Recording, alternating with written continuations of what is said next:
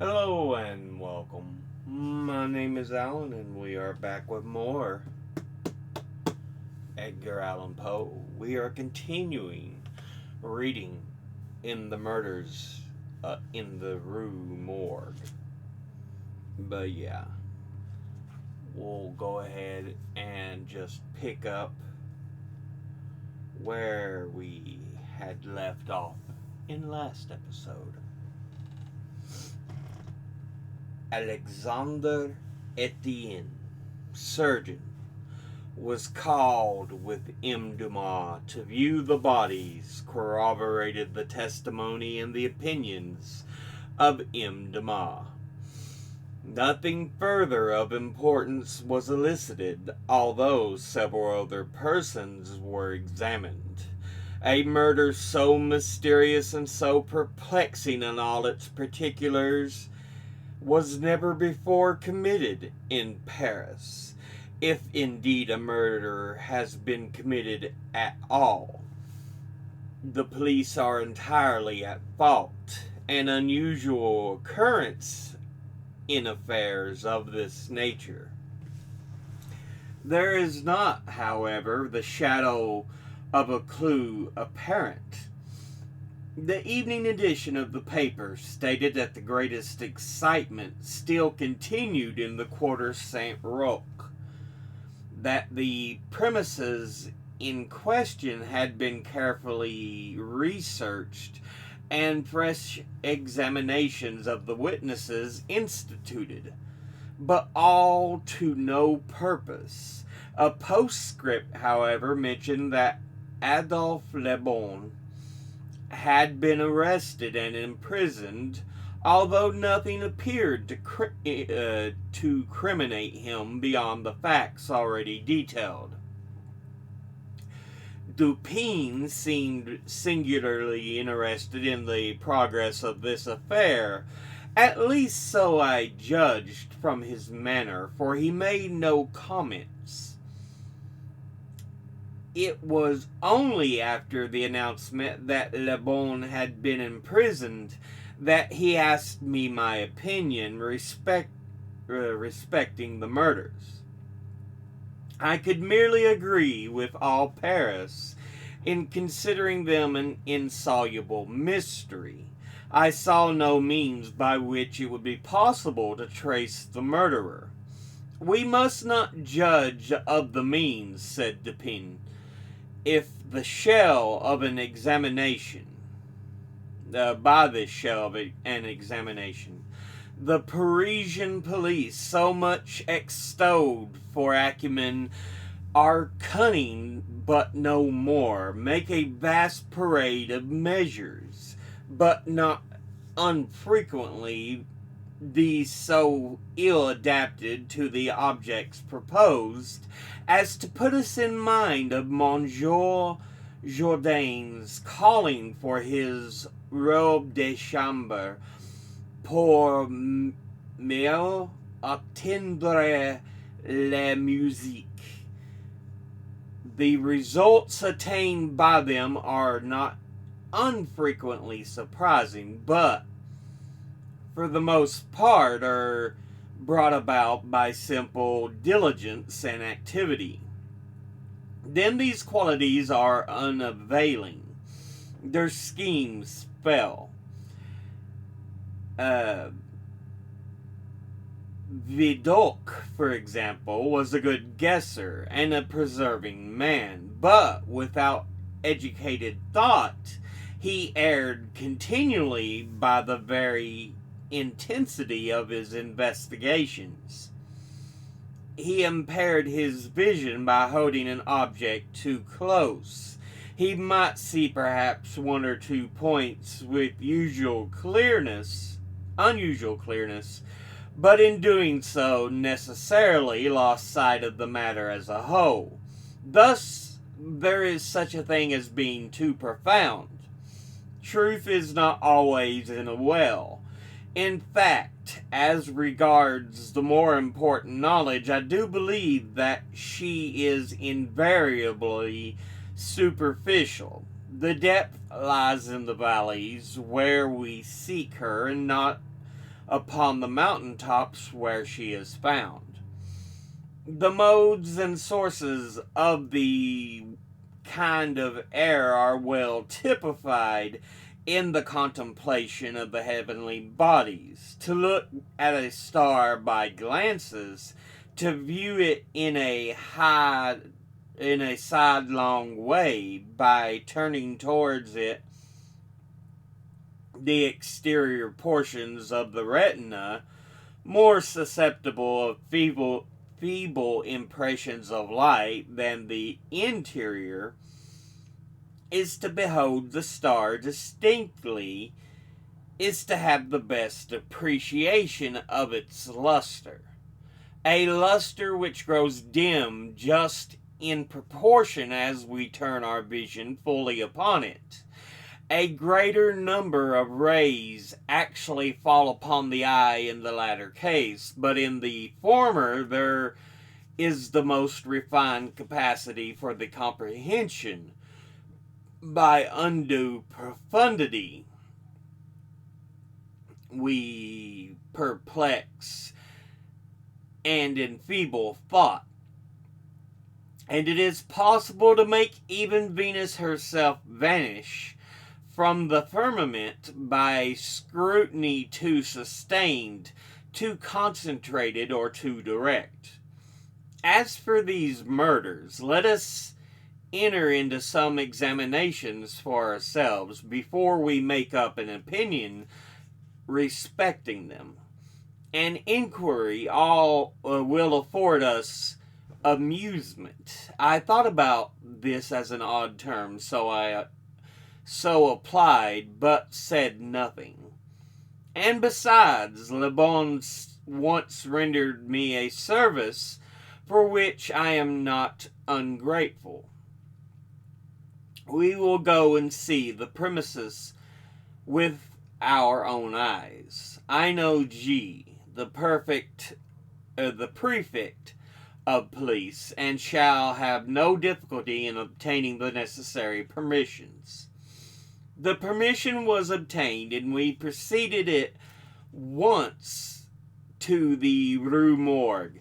This is one of those miserable thoroughfares which intervene between the Rue Ricolot and the Rue Saint-Roch. It was late in the afternoon when we reached it, as this quarter is a great distance from that in which we resided. The house was readily found, for there was still many persons gazing up at the closed shutters with an objectless curiosity, and the opposite side of the way. It was an ordinary Parisian house, with a gateway on one side of which was a glazed watchbox with a sliding panel in the window indicating a loge de concierge. Before going in, we walked up the street, turned down an alley, and then again turning, passed in the rear of the building. Dupin, meanwhile, examining the whole neighborhood as well as the house with a minuteness of attention for which I could see no possible object. Retracing our steps, we came again to the front of the dwelling, rang, and having shown our credentials, were admitted by the agents in charge. We went upstairs into the chamber where the body of Mademoiselle la Espanaye had been around, and where both the deceased still lay. The disorders of the room had, as usual, been suffered to exist. I saw nothing beyond what had been stated in the Gazette des Tribunaux.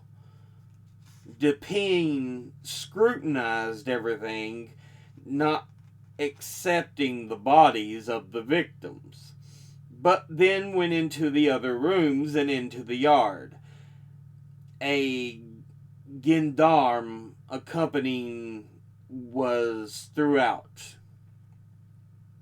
The examination occupied us until dark, and we took our departure. On our way home, my companion stepped in for a moment at the office in one of the daily papers. I have said that the whims of my friend were manifold, and that je les ménageais. For this phrase, there is no English equivalent. It was his humor now to decline all conversation on the subject of the murder until about noon the next day. He then asked me suddenly if I had observed anything peculiar at the scene of the atrocity. There was something in the manner of emphasizing the word peculiar which caused me to shudder without knowing why. No, nothing, I said. Nothing more, at least, than we both saw stated in the paper. The Gazette, he replied, has not entered, I fear, into the unusual horror of the thing, but dismissed the idle opinions of this print.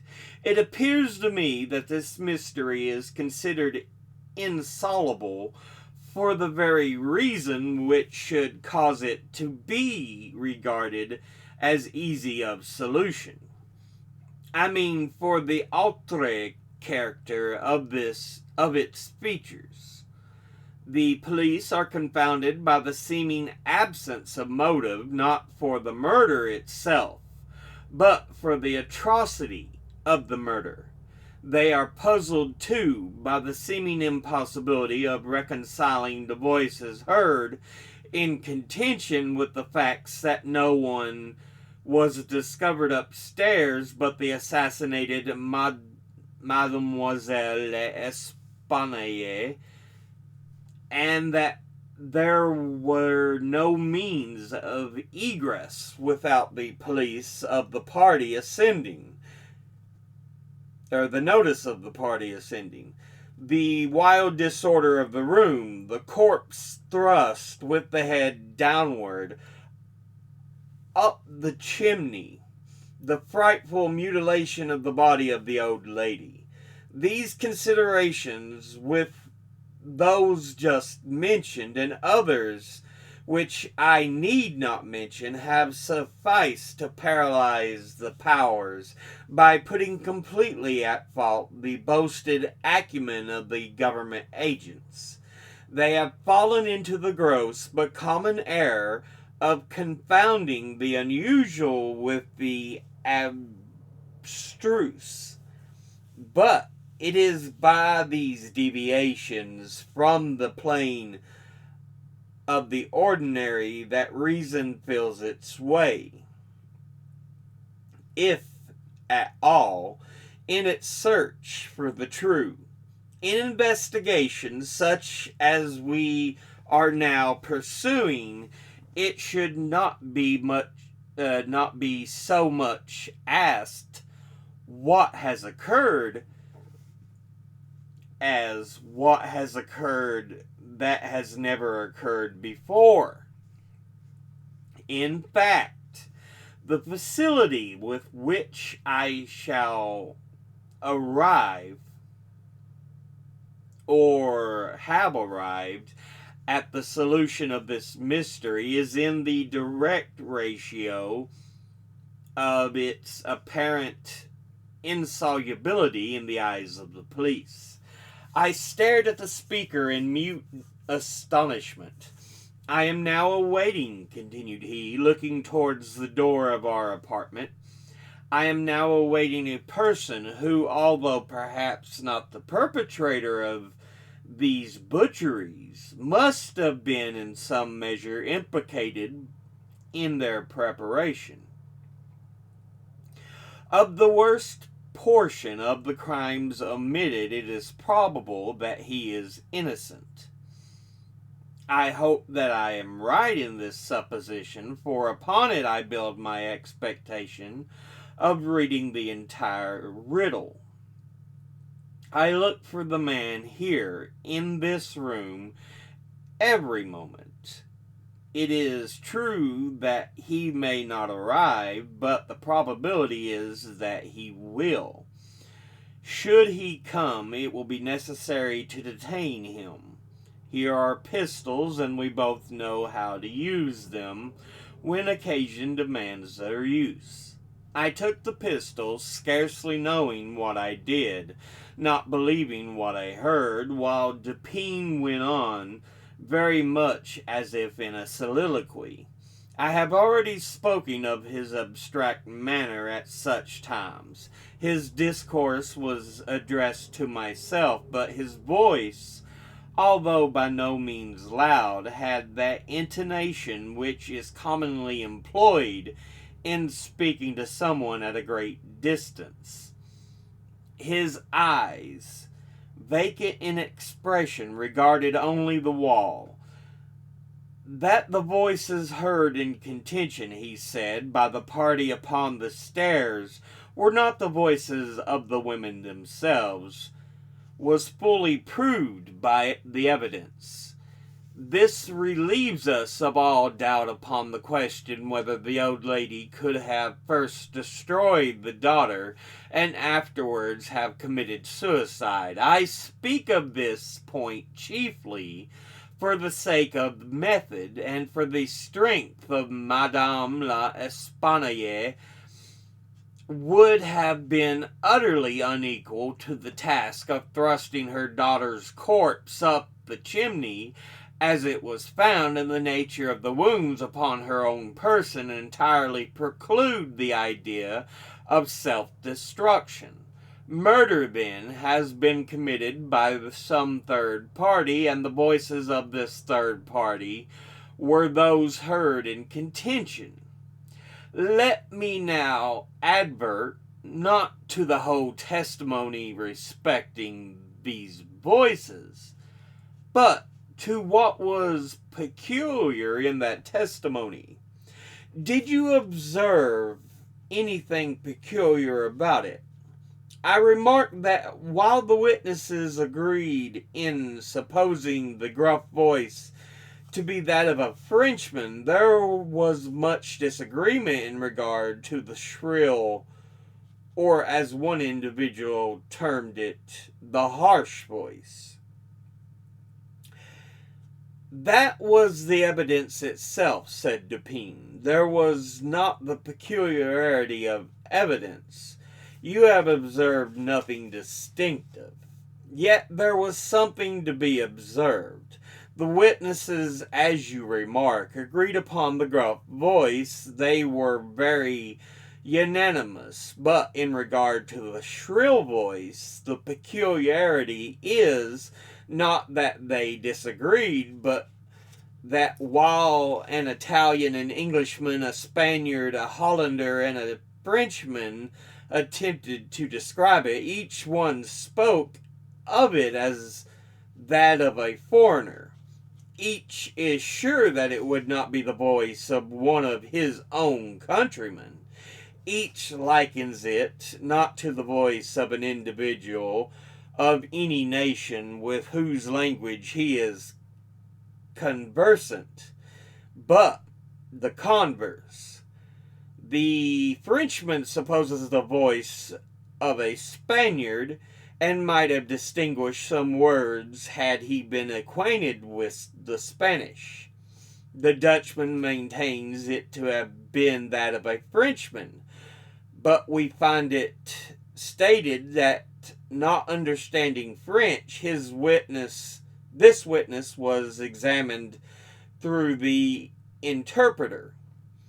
The Englishman thinks it was the voice of a German, and does not understand German.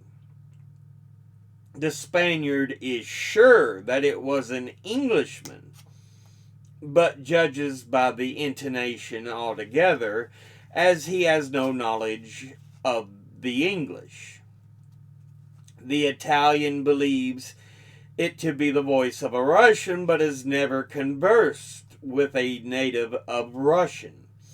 A second Frenchman differs, moreover, with the first, and is positive that the voice was that of an Italian, but not being cognizant of the tongue, is, like the Spaniard, convinced by the intonation.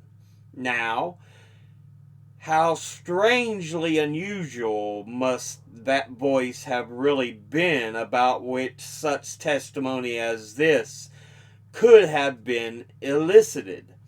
In those tones, even denizens of 5 great divisions of Europe could recognize nothing familiar. You will say that it might have been the voice of an Asiatic or of an African. Neither Asiatics nor Africans abound in Paris, but without denying the inference, I will now merely call your attention to 3 points. The voice is termed by one witness harsh rather than shrill. It is represented by 2 others to have been quick and unequal. No words, no sounds resembling words, were by any means mentioned as distinguishable.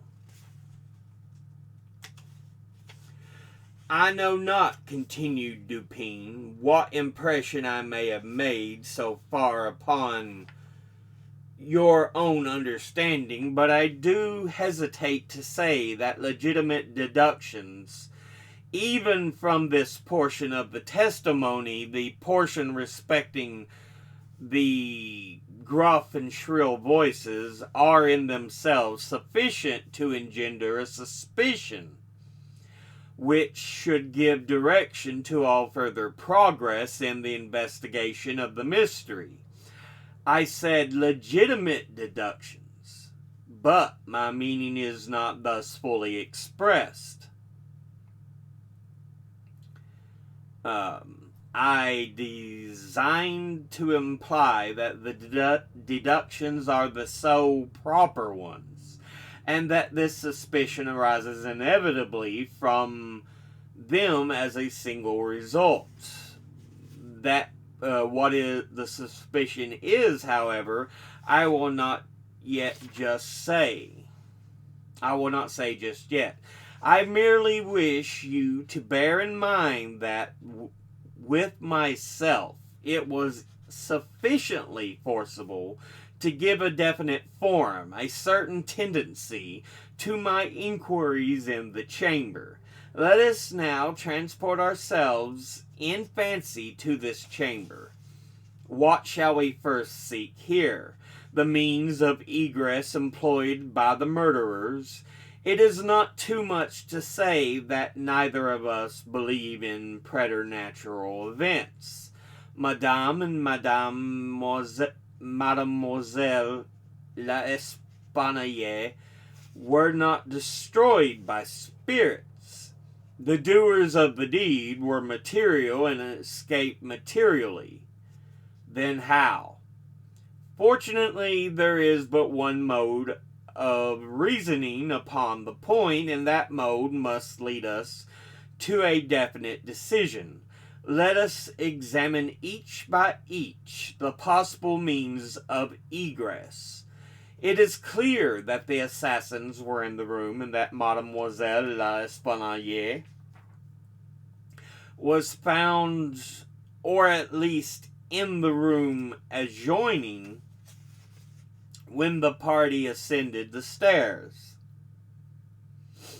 It is then only from these 2 apartments that we have to seek issues. The police have laid bare the floors, the ceiling, the masonry of the walls in every direction. No secret issues could have escaped their vigilance. But, not trusting to their eyes, I examined with my own. There were, then, no secret issues. Both doors leading from the rooms into the passage were securely locked and the keys inside. Let us turn to the chimneys. These, although of ordinary width, for some 8 or 10 feet above the hearths, will not by means already stated, being thus, admit throughout their extent the body of a large cat. The impossibility of egress by any means already stated, being thus absolute, we are reduced to the windows. Through those of the front room no one could have escaped without notice from the crowd in the street. The murderers must have passed. Then, through those of the back room. Now brought to this conclusion in so unequivocal a manner as we are, it is not our part as reasoners to reject it on account of apparent impossibilities. It is only left for us to prove that these apparent impossibilities are in reality not such. These are 2 windows in the chamber. One of them is obstructed by furniture and is wholly visible. The lower portion of the other is hidden from view by the head of the unwieldy bedstead, which is thrust close upon it. The former was found securely fastened from within. It resisted the utmost force of those who endeavored to raise it. A large gimlet hole had been pierced in its frame to the left, and the very stout nail was found fitted therein, nearly to the head. Upon examining the other window, a similar nail has been similarly fitted in it, and a vigorous attempt to raise the sash failed also. The police are now entirely satisfied that egress had not been in these directions, and therefore it was thought a matter of supererogation to withdraw the nails and open the windows. My own examination was somewhat more particular, and so far for the reason I have just given, because here it was. I knew that all apparent impossibilities must be proved to be not such in reality. I proceeded to think thus: a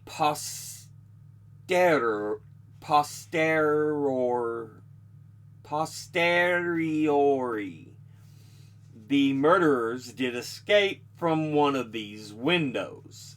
This being so, they could not have refastened the sashes from the inside, as they were found fastened. The consideration which put a stop, through its obviousness, to the scrutiny of the police in this quarter.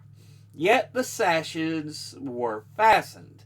They must then have the power of fastening themselves. There was no escape from this conclusion. I stepped to the unobstructed casement, withdrew the nail with some difficulty, and attempted to raise the sash.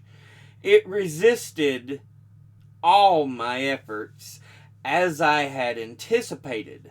A concealed spring must, I now knew, exist, and this corroboration of my idea convinced me that my premises, at least,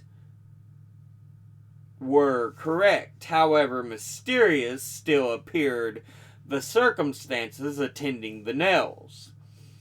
A careful search soon brought to light the hidden spring. I pressed it, and satisfied with the discovery, forbore the forbore to appraise the sash. I now replaced the nail with and regarded it tentatively. A person passing out through this window might have reclosed it, and the spring should have caught, but the nail could not have been replaced. The conclusion was plain and again narrowed in the field of my investigations. The assassins must have escaped through the other window. Supposing, then, the springs upon each sash to be the same, as was probable, there must be found a difference between the nails, or at least between the modes of their fixture. Getting upon the sacking of the bedstead, I looked over the headboard minutely at the second casement. Passing my hand down behind the board, I readily discovered and pressed the spring, which was, as I had supposed, identical in character with its neighbor. I now looked at the nail. It was as stout as the other, and apparently fitted in the same manner, driven in nearly up to the head. You will say that I was puzzled, but if you think so, you must have misunderstood the nature of the inductions. To use the supporting phrase, I had not been once at fault. The scent had never for an instant been lost. There was no flaw in any link of the chain. I had traced the secret to its ultimate result, and that result was the nail. I had, I say, in every respect, the appearance of its fellow in the other window. But this fact was an absolute nullity, conclusive as it might seem to be when compared to the consideration that here, at this point, terminated the clue. There must be something wrong, I said, about the nail. I touched it, and the head, with about 1/4 of an inch of the shank, came off in my fingers. The rest of the shank was in the gimlet hole, where it had broken off. The fracture was an old one, for its edges were encrusted with rust, and had apparently been accomplished by the blow of a hammer, which had partially embedded in the top of the bottom sash, the head portion of the nail. I now carefully replaced this head portion in the indentation whence I had taken it, and the resemblance to a perfect nail was complete. The fissure was invisible. Pressing the spring, I gently raised the sash for a few inches. The head went up with it, remaining firm in its bed. I closed the window, and the semblance of the whole nail was again perfect. The riddle so far was now unriddled. The assassin had escaped through the window which looked upon the bed.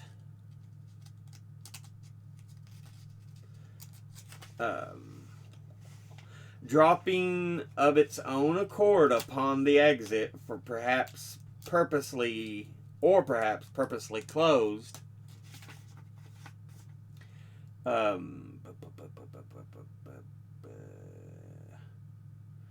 It had become fastened by the spring, and it was the retention of this spring which had been mistaken by the police for that of the nail. Farther inquiry being thus considered unnecessary. The next question is that of the mode of descent. Upon this point I had been satisfied in my walk with you around the building. About 5 feet and a half from the casement in question. There runs a lightning rod. From this rod, it would have been impossible for anyone to reach the window itself, to say nothing of entering it. I observed, however, that the shutters of the fourth story were of the peculiar kind called by Parisian carpenters ferrades, or Faraday, a kind rarely employed at the present day, but frequently seen upon very old mansions at Lyon and Bordeaux.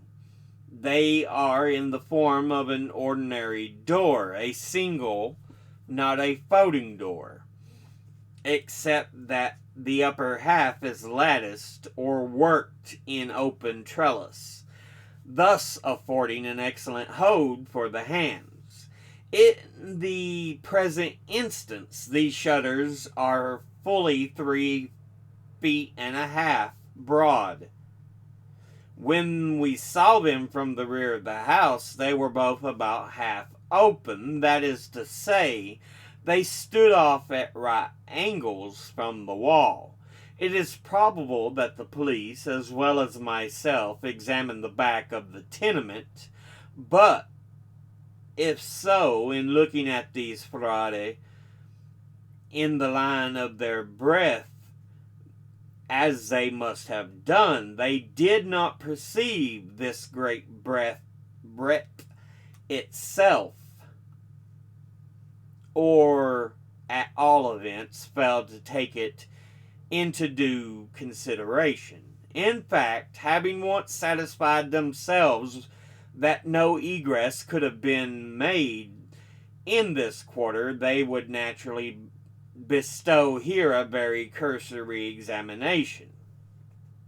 It was clear to me, however, that the shutter belonging to the window at the head of the bed would, if swung fully back to the wall, reach to within 2 feet of the lightning rod.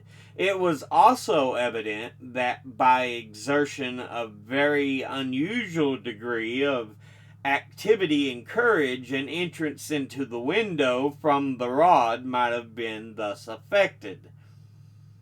By reaching to the distance of 2 feet and a half, we now suppose the shutter open to its whole extent, a robber might have taken a firm grasp upon the trellis work, letting go then his hold upon the rod, placing his feet securely against the wall, and springing boldly from it, he might have swung the shutter so as to close it, and if we imagine the window open at the time, might even have swung himself into the room.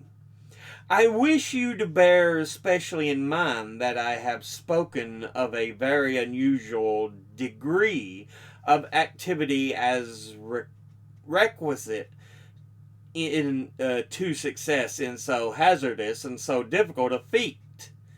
It is my design to show you first that the thing might possibly have been accomplished, but secondly, and chiefly, I wish to impress upon you your understanding the very extraordinary, the almost preternatural character of that agility which could have accomplished it.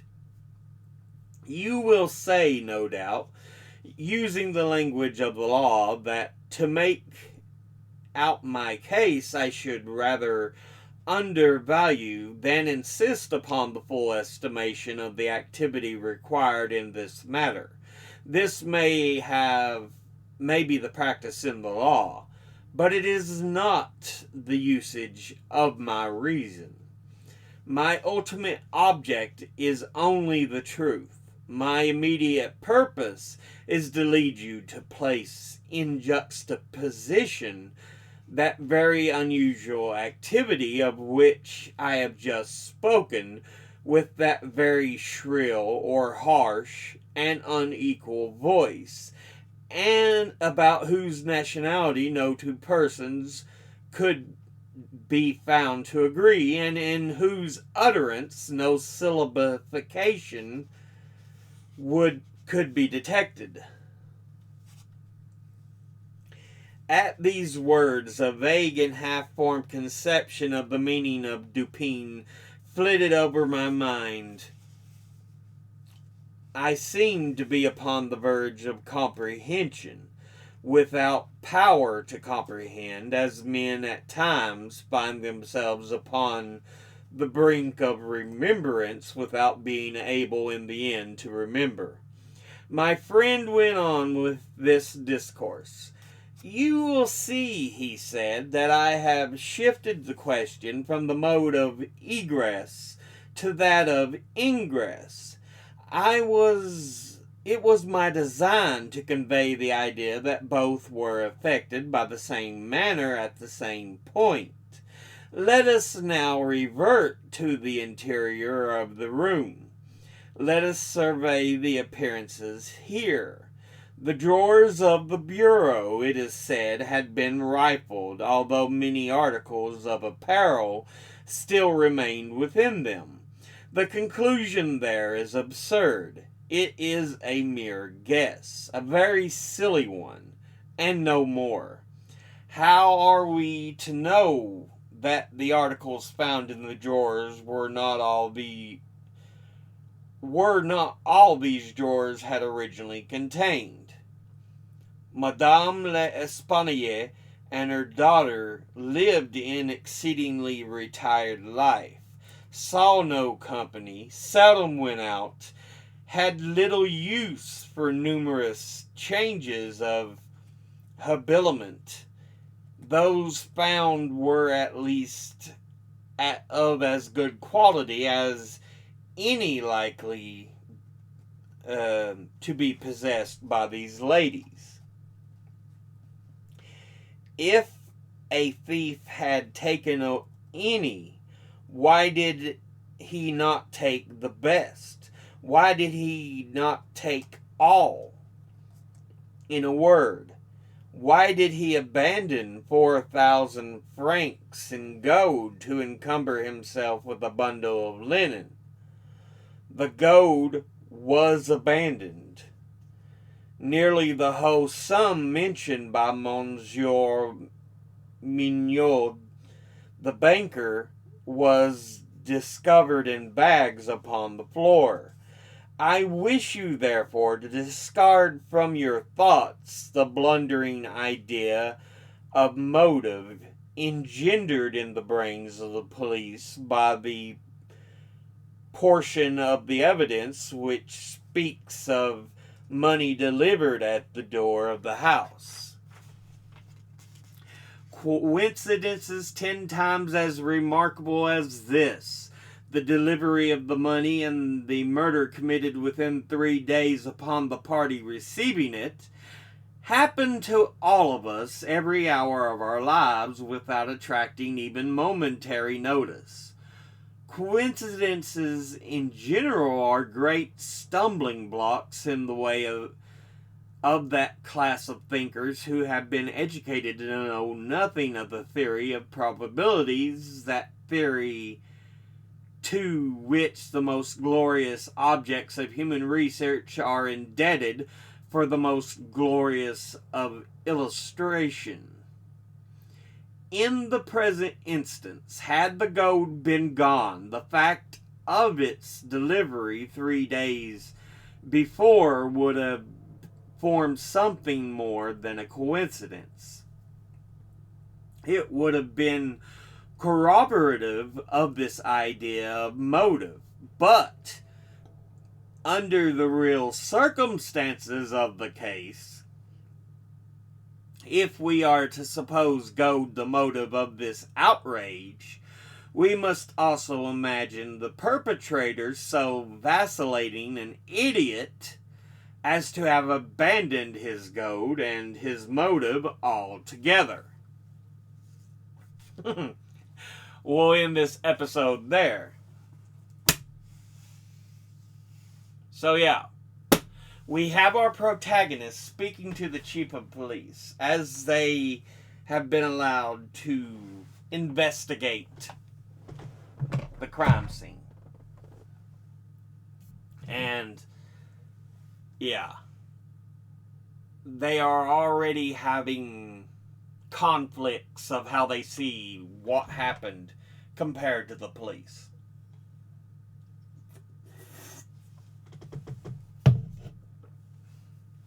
And I still think this was all an accident. Because, again, the second voice heard was often said as shrill or hoarse or harsh, and that no one could define any words or even what language it had been. This leads me to the thought that it was not so much a second person saying something as much as it was likely a scream of distress.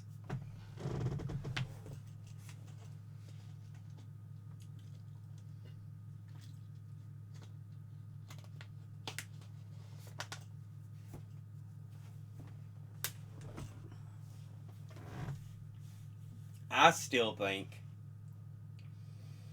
that what we are looking at here is a complete and utter accident.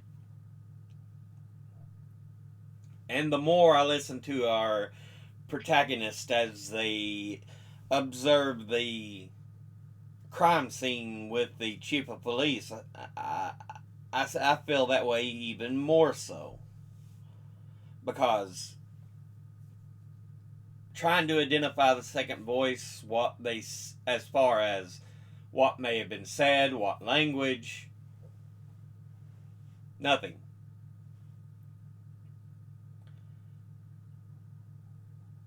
Finding, as they say, ingress and egress, or as we might just know it, entrance and exit.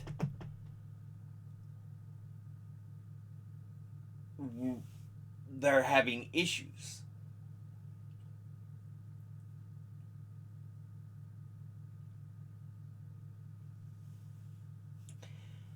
And you know, the police have this idea that, oh, they came in from the outside on a lightning rod, gaining grapple hold of shutters to swing themselves into the house.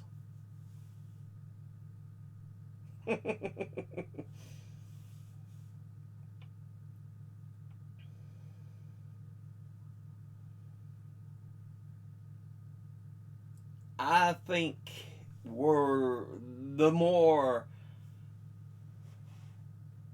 we read and information we get, more I feel it wasn't an accident. So yeah. But we'll go ahead and end that episode there. As always, educate thyself, think, read, study, learn. Someone tells you something you have trouble believing, ask them to cite their sources. Thank you all for watching. I'll see you all in the next one. Until then, later.